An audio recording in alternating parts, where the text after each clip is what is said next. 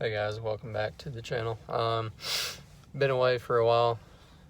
Been kind of working on the car a lot, and racing a little bit, but more recently testing and tuning. And been kind of busy with other things, but we're out at a track today still. Around footbrake. Car should be pretty close. It's not a winning consistent car, but it's good enough to go rounds if I can cut a good light and do everything the same each time. So I think we got a decent shot at having fun today, and like I said, going some rounds hopefully. So get it unloaded, and then we'll check back then. Alright, so first pass was a 739 in qualifying at 162.60. Second pass we picked up to a 156 in the 60 and a 732 in the 8. I guess it hooked up. Maybe the track got better, and I might have staged a little bit more shallow second pass, which might have been why the car ran that much quicker second pass. But getting ready for round one of eliminations. Probably. All right, so it's a week after the race.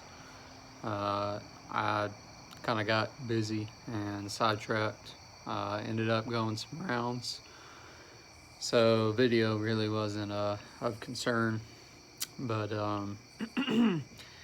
short recap for the moment. I went 6 rounds. I was one of the last 5 cars and footbrake left, and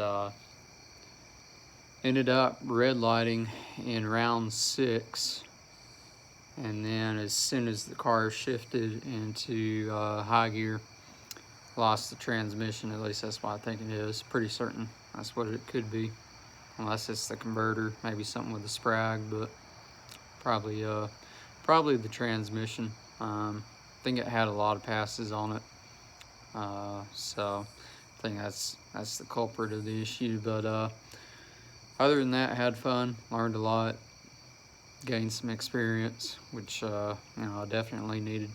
But anyway, I guess what I'll do right here is go over the time slips, and then what little clips I have from a couple friends coming and videoing 2 rounds that I ran.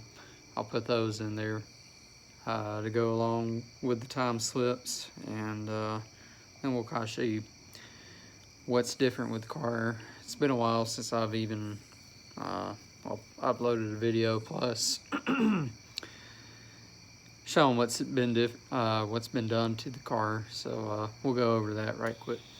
All right, so first qualifying pass. Basically, I just did not have my head in the game. Didn't stage the car like I should have, and ended up red lighting. Plus, I don't think I was focusing on the tree like I should have been. So that's why the times were off, given the weather conditions. Round 2 in qualifying, kind of pulled it together, had a 002 light, picked up 600s at the 60, and then 700s at the 8. Round 1 of elimination, cut a 008 light, went a 155 at 733. I dialed a 732, as you can see, but I got down there at the stripe, saw that the guy I was racing, he wasn't really close enough to really challenge me, so I kind of let out of it just a little bit, make sure I didn't break out, and won that round. Round 2, I ended up red lighting. In all this, I'm the slower car, except for the last round that I ran. I was the faster car by a tenth of a second. But anyway, maybe that got to me. Maybe I just was off that round. I'm not sure. But the 60 dropped 200s, and then 300s to the 330. And then the 8th mile, I kind of practiced driving the stripe since I needed that practice, you know, for future events where, you know, I need to know how to drive the stripe. I went ahead and did that since I red lit. I kind of just made that a practice round. So I bought back in. They were doing first or second round buybacks. So I bought back in. Round 3, I cut a perfect light. 154.60, and then the other guy, he broke, so I just basically let out of it, as you can tell by the mile an hour and the ET. Round 4, I was the potential buy, but I ended up having to run the guy that I raced in round 1. Cut a 012 light to his, I believe, is a 036 light.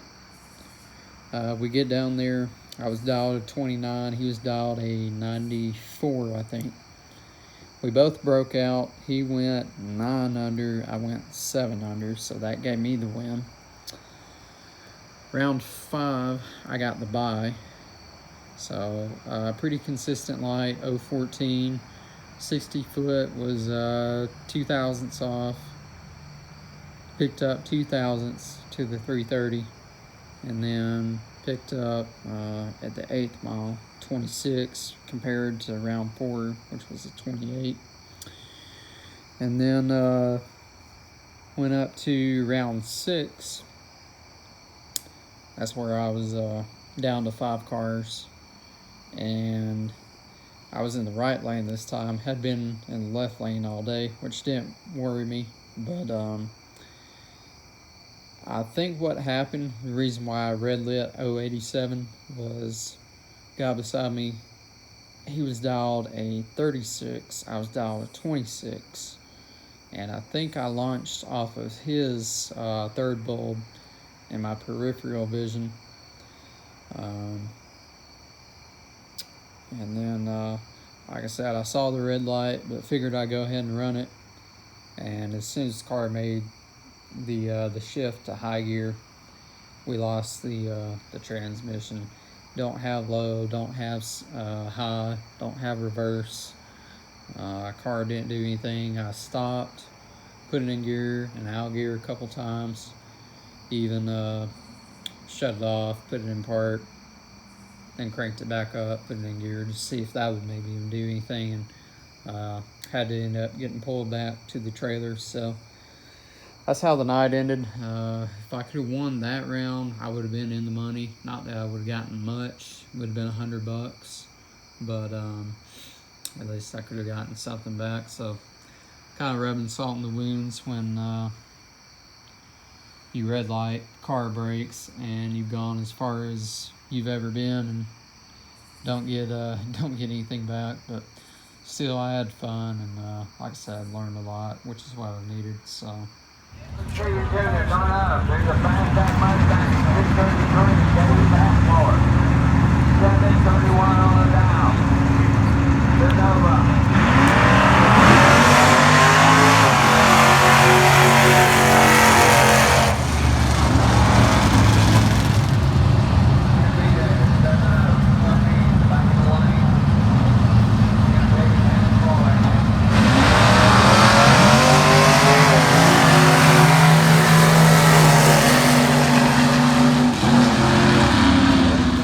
So I'm just going to go real quick through what's changed on the car since I pretty much introduced the car to the channel. First major thing, put this Power Master alternator on it. The first one I had on it was like a regular 10SI case, really big, and had to kind of rig up my own mount to get it to work, which ended up not working all that well because after the first night, the belt pretty much flipped upside down on its own and started chewing at the side, so it wasn't going to last, but maybe one more pass, if that. So I went ahead and spent the money and bought this. It's been working great, charging the battery up between rounds. No issues there. Carburetor I've started messing with recently. I replaced the fuel bowls on it. I messed one of the, actually it was the back accelerator pump cover up. I stripped one of the screws that goes into it. Basically, you know, at that point you gotta put a new fuel bowl on it. So I went ahead and bought new fuel bowls, bought new fuel floats, and put jet extensions in the back. And it's been working out great ever since. Now I can actually look inside the sight glass, see what the float level is without having to take out the old screw. Just a little bit more convenient. Put new plug wires on it. The old ones ran over the valve covers, were real long. One of them, I think it was number 6. It was rubbing up against the header, and that caused a problem one night. So I bought this set of MSD, I think. Yeah, MSD plug wires, and made these. It took me just 2 nights to do. Ran them back to the back of the block and underneath the headers. Give it a good clean look. Other than that, not much has really changed to the car. I had to fix a couple leaks, fuel leak down at the fuel cell. That ended up being just some bad machining, I guess you could say, from Summit on their fittings. Only the 90-degree fittings leak, but these right here, they're aero clip, and I put a new 60 micron filter in the system instead of a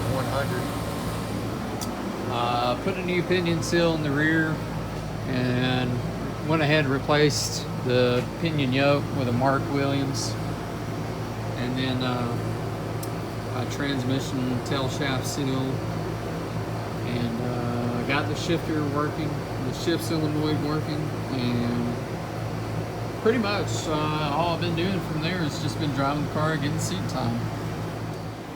So there's transmission, got it out last night. Basically it's a Power Glide 180, I think I was told 189 or 198 planetaries, can't remember which, but lightweight planetaries, deep pan, Pro Tree trans brake, turbo input shaft, low power cable.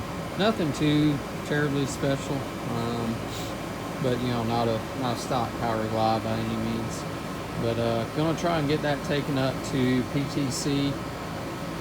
I'm not sure when, just depends on money and when I can get up there. It's about a 2.5 hour drive. So we'll just have to see when I can get up there. Take that in the converter and let them see what's wrong with it, and hopefully they can mirror the transmission back to what it was. I'm assuming that's what it's going to be. That way we can get the car back exactly where it was, and or possibly even better.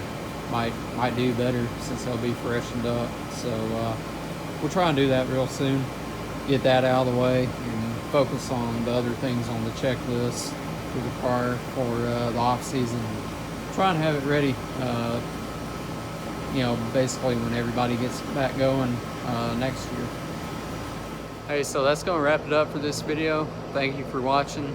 If you don't mind, give me a like, maybe a comment, and subscribe if you like what you saw.